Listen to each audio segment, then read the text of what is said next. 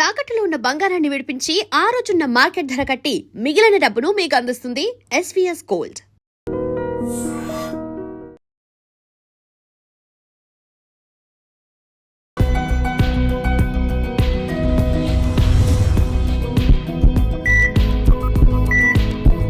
నమస్తే, welcome to healthy conversations with IT media. నేను మీ Jhansi. So ఈరోజు మనతో ఉన్నారు వంటింటి చిట్కాలకు కీరపట్టేసిన మధుసూదన్ శర్మ గారు, ఎండి ఇన్ ఆయుర్వేద.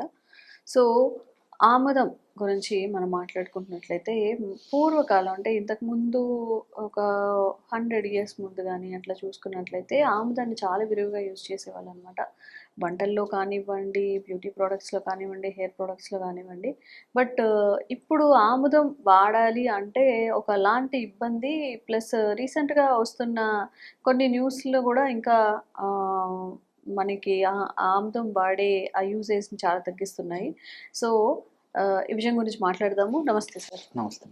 సో రీసెంట్గానే ఒక న్యూస్ ఏంటంటే ఆముదం తాగడం వల్ల చనిపోయారు. ఆముదం అనేది ఇప్పుడున్న జనరేషన్లో ఈ ఆహారపు అలవాట్లకి తీసుకోకూడదు అని చెప్పి. సో ఇందులో వాస్తవం ఎంత ఉంది సార్? సో కరెక్ట్గా పద్ధతి ప్రకారము ఆముదం వాడుకోవడం వల్ల ఎలాంటి ఇబ్బంది ఉండదమ్మా. పూర్వకాలం మొదట్లోనే మీరు ప్రస్తావించినట్లు పూర్వకాలము అప్పుడప్పుడు ఆముదాన్ని ఆహారపరంగా అంటే ఒక ఔషధంగా వాడేవాళ్ళు, అదేవిధంగా సౌందర్య సాధనంగా వాడేవాళ్ళు, హెయిర్ ఆయిల్స్ ఇలాంటి వాటిలో కలిపి వాడేవాళ్ళు, కొన్ని రకాల జబ్బులు కూడా ఆముదాన్ని వాడేవాళ్ళు ఒక ఔషధంగా. కాబట్టి అలాంటి పరిస్థితి ఏర్పడినది పూర్వకాలం నుంచి ఎన్నో ప్రాబ్లమ్స్ వచ్చాయమ్మా. కాబట్టి దాన్ని సరైన పద్ధతిలో సక్రమంగా సరైన డోసులో పద్ధతి ప్రకారము అవగాహన కలిగి ఉండి ఆరోగ్యస్పృహ కలిగి ఉండి వాడటం వల్ల ఎలాంటి ఇబ్బంది ఉండదమ్మా. మరి పూర్వకాలము హెయిర్ ఆయిల్స్లో ఆముదం వాడేవాళ్ళు, తర్వాత ఈ కొబ్బరి నూనె ఇలాంటివన్నీ మళ్ళీ వచ్చాయి, కానీ పూర్వకాలం అంతా అదే వాడేవాళ్ళు. అట్లే మరి పూర్వకాలము ఆముదం వాడేటువంటి వాళ్ళు కాబట్టి వాళ్ళకి వేడి తత్వం ఉండేది కూడా కాదు. పూర్వకాలం ఎక్కువ ఎండలో శ్రమ చేసేవాళ్ళు, ఆముదం వాడుకోవడం వల్ల బాడీ కూల్ అయ్యేది. అంతేకాకుండా మరి ఈ యొక్క చుండ్రు సమస్య కూడా వాళ్ళకి ఎక్కువ ఉండేది కదమ్మా. ఇప్పటికి కూడా మంచి స్వచ్ఛమైనటువంటి ఆముదాన్ని వాడేటువంటి వాళ్ళలో చుండ్రు శాతం తక్కువగా ఉంటుంది. మీరు బాగా గమనించండి. ఉదాహరణకి గ్రామ ప్రాంతాల్లో ఈ ప్రాంతాల్లో ఇప్పటికి కూడా ఆముదం వాడకం ఎక్కువ ఉందమ్మా.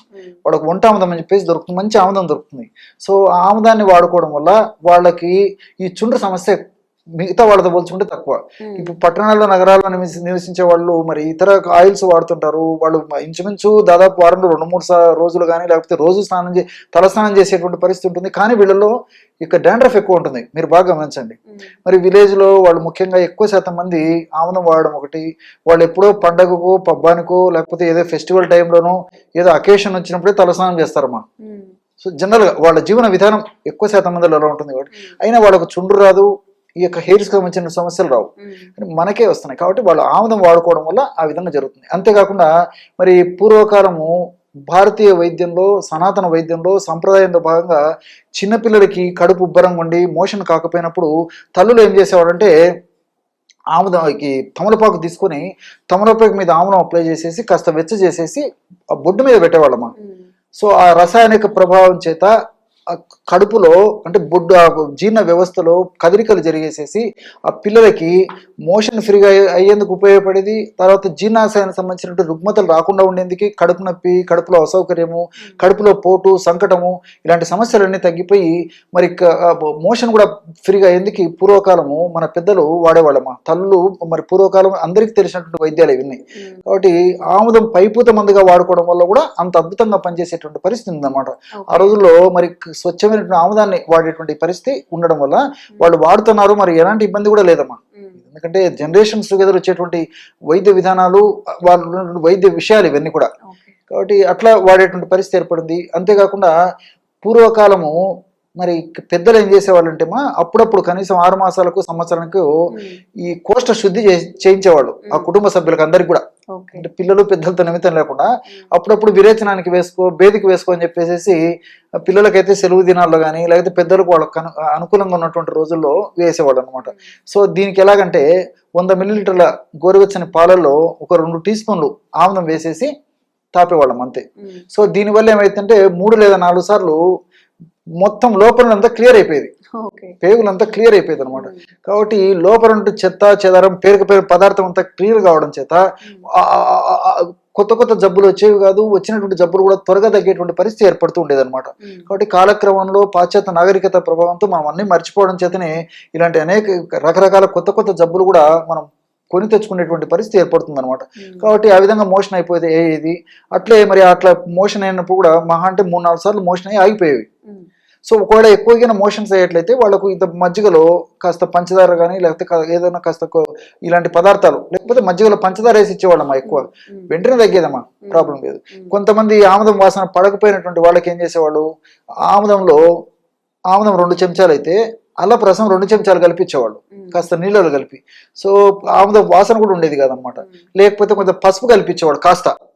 సో కాస్త మిరియాల పొడి ఏదో ఒక రూపంలో ఆముదం వాసన తెలియకుండా చేసి కూడా ఇచ్చేటువంటి పద్ధతి మరి పూర్వకాలం నుంచి మన దేశంలో సంప్రదాయ వైద్యంలో భాగంగా వస్తుందమ్మా. కాబట్టి అనేక రకాలైనటువంటి జబ్బులు తగ్గేందుకు కూడా ఈ ఆముదాన్ని అవసరాన్ని బట్టి మిత ప్రమాణంలో మితంగా మరి శాస్త్రీయంగా తయారు చేసినటువంటి ఆముదాన్ని వాడేటువంటి పద్ధతి మనకైతే ఉందమ్మా. ఇందాక మనం మాట్లాడుకుంటున్నట్టు ఆముదం తీసుకోవడం వల్లనే చనిపోయారు, లేకపోతే ఆముదం తీసుకోకూడదు అనే వాదనల్ని మీరు ఏకీభవిస్తారా, ఏం చెప్తారు? ఓకేమ్మా, నిజంగా అందులో వాస్తవం లేకపోలేదమ్మా. ఎలాగంటే ఆముదంలో ఈ రిసిన్ అనేటువంటి పదార్థం ఉంది, అది హెపటోటాక్సిక్ మెటీరియల్ అని చెప్పి చెప్తుంటారు అనమాట. అంటే లివర్కి హాని చేసేటువంటి పదార్థం టాక్సిసిటీ, అంటే లివర్ని విషపూరితం చేసేటువంటి అంశ ఈ యొక్క రిసిన్. మరి ఆముదం గింజల్లో రిసిన్ ఉంది. కాబట్టి దీన్ని మనం అలాగే వాడినప్పుడు, ప్రెస్ చేసి వాడినప్పుడు కొంత శాతం దాంట్లో ఉండేటువంటి పరిస్థితి. కానీ మన పూర్వకాలం మందికి వంట ఆముదం వాడేవాళ్ళమ్మా. ఎప్పుడైతే ఈ యొక్క ఆముద విత్తనాలను కానీ అదేవిధంగా ఆముదాన్ని కానీ మనం వేడి చేస్తామో, వండుతాము, అప్పుడు అందులో ఉన్నటువంటి రిసిన్ అనేటువంటిది నశించిపోతుంది అనమాట. హెపటోటాక్సిసిటీ అనేది లేకుండా పోతుంది అనమాట. ఇప్పుడు ఎప్పుడైతే వేడి చేస్తామో కొద్దిసేపు వేడి చేసరికి ఇది తగ్గిపోతుంది. కాబట్టి రిసిన్ అనేది ఎప్పుడైతే తగ్గిపోతుందో ఇది చాలా సమర్థవంతంగా దేహానికి అన్ని రకాల ఉపయోగపడే విధంగా తయారవుతుంది, కానీ హానికరంగా పరిణమించేటువంటి పరిస్థితి ఉండదు. ఇంకోటి ఏంటంటే ఈ ఆముదంలో రిసినిక్ యాసిడ్ అని చెప్పేసి మరొక పదార్థం కూడా ఉందమ్మా. ఈ రిసినిక్ యాసిడ్ అనేటువంటి పదార్థం ఉండడం వల్లనే మోషన్కి మన వాళ్ళు పెద్దవాళ్ళు ఇచ్చినప్పుడు మరి ఆ రిసినిక్ అనేటువంటి యొక్క పదార్థం ఉండడం చేత ప్రేవుల్లో మ్యూకస్ ను అంటే జిగురు పదార్థాన్ని ఎక్కువగా ఉత్పత్తి చేసి లోపల ఉంటే చెడునంతా తొలగించేందుకు కూడా రిసినిక్ యాసిడ్ ఉపయోగపడుతుంది. కాబట్టి ఈ పద్ధతిలో ఆలోచన చేసి మరి సమర్థవంతంగా చక్కగా తయారు చేసుకుని వాడుకున్నట్లయితే ఎలాంటి ఇబ్బంది ఉండదు. కానీ ఇక్కడ కొన్ని జాగ్రత్తలు కూడా తీసుకోవాలమ్మా. ఎలాగంటే ఉదాహరణకి గర్భవతులు వాడకూడదు, గర్భస్రావం అయ్యేటువంటి అవకాశం ఉంటుంటుంది. చాలా మందికి ఏదో ఆముదం వాడమని చెప్పాము కదా, మళ్ళీ వాడుకోవడం వల్ల కొన్ని ఇబ్బందులు కూడా, అంటే ఈ యొక్క గర్భసంచి యొక్క సంకోచ వ్యాకోచాలను ఎక్కువ చేసేటువంటి గుణము ఆముదంలో ఉన్నటువంటి కొన్ని రసాయన పదార్థాల వల్ల ఉంది. కాబట్టి గర్భవతులు వాడకూడదు. మరి బాలింతలు వాడవచ్చు. అంటే పిల్లలకు పాలిచ్చే తల్లులు ఖచ్చితంగా వాడదగినటువంటి ఆహార ఔషధం కూడా, అంటే రోజు వాడవలసిన అవసరం లేదమ్మా, కనీసము అప్పుడప్పుడు ఈ యొక్క ఔషధాన్ని వాడుకోవడం వల్ల పిల్లలకు కూడా ఆ యొక్క ఆరోగ్యం చేకూరుతుందమ్మా. అంటే తల్లి వాడితే పిల్లలకి ఎలా చేకూరుతుందంటే, పాలు తాగే పిల్లలకి తల్లి నుంచి చేరినటువంటి ఆహారమే, తల్లి నుంచి తీసుకున్న పోషకాంశాలే పాలలో కలుస్తాయి. కాబట్టి ఆ పాలను పిల్లలు తాగుతారు. కాబట్టి తల్లి యొక్క పాలల్లో దోషాలు ఏమన్నా ఉన్నట్లయితే ఆ యొక్క ప్రభావం పిల్లలకు ఉండడం చేత పిల్లలకు మరి కడుపు నొప్పి ఉండడము, మోషన్ సరిగ్గా కాకపోవడము, కడుపు ఉబ్బరంగా ఉండడము, ఇలాంటి లక్షణాలన్నీ కలుగుతుంటాయి. కాబట్టి మరి తల్లి యొక్క పాలు శుభ్రంగా ఉండాలన్నమాట, దోషాలు లేకుండా ఉండాలన్నమాట. దోషాలు లేకుండా ఉండాలంటే ఆముదాన్ని ఉపయోగించుకోవాలి. ఎలాగంటే ఉదాహరణకి ఈ రోటీలు, చపాతీలు, పుల్కాలు ఇవి తయారు చేసుకునేటప్పుడు కనీసం వారంలో ఒక్కసారి కానీ 10 రోజులకు ఒక్కసారి కానీ కొద్దిగా ఆముదం తయారు చేసుకున్నప్పుడు కాస్త ఆముదం కలిపేసి తయారు చేసుకుని, అలాంటి ఆముదం కలిసినటువంటి కొద్ది ప్రమాణంలో ఆముదం కలిసినటువంటి ఆ యొక్క రోటీలు, పులికాలు ఇలాంటి వాడుకోవడం వల్ల, ముఖ్యంగా వంట ఆముదం కలిసినటువంటి వంట ఆముదంతోనే తయారు చేసుకోవాలి. పులికాలు ఇలాంటివి వాడుకోవడం వల్ల తల్లి యొక్క స్తన్యంలో కూడా ఆ ప్రభావం ఉండి ఆ యొక్క స్తన్యాన్ని పిల్లలు తాగినప్పుడు పిల్లలు కూడా ఇలాంటి ఇబ్బంది లేకుండా ఉంటుంది. కాబట్టి మల్టిపుల్ బెనిఫిట్స్ ఉంటాయి మాకు. కాబట్టి బాలింతలు వాడుకోవాలి, గర్భవతులు మాత్రం వాడుకోకూడదు. ఓకే. సో ఏదైనా వాడేటప్పుడు ఎవరెవరు వాడాలి, ఎందుకు వాడకూడదు అని తెలుసుకుంటే ఇలాంటి ప్రమాదాలకి గురి కాకుండా ఉంటాము. ఇఫ్ ఎవరైనా కానీ ఆముదం విషయంలో ఆముదం వాడాలి అనుకుంటున్నప్పుడు ఈ విషయంలో కాన్షియస్గా ఉండండి. Thank you so much. Okay. And for more videos, please subscribe to iDream. Please subscribe to iDream. Please subscribe iDream. And please subscribe to iDream.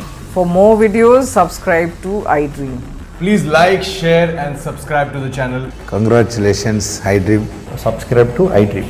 Subscribe to iDream. So subscribe to iDream Media. iDream ki iDream team అందరికి huge congratulations. Please subscribe iDream Media. Please subscribe to iDream. Subscribe iDream. Please subscribe to iDream.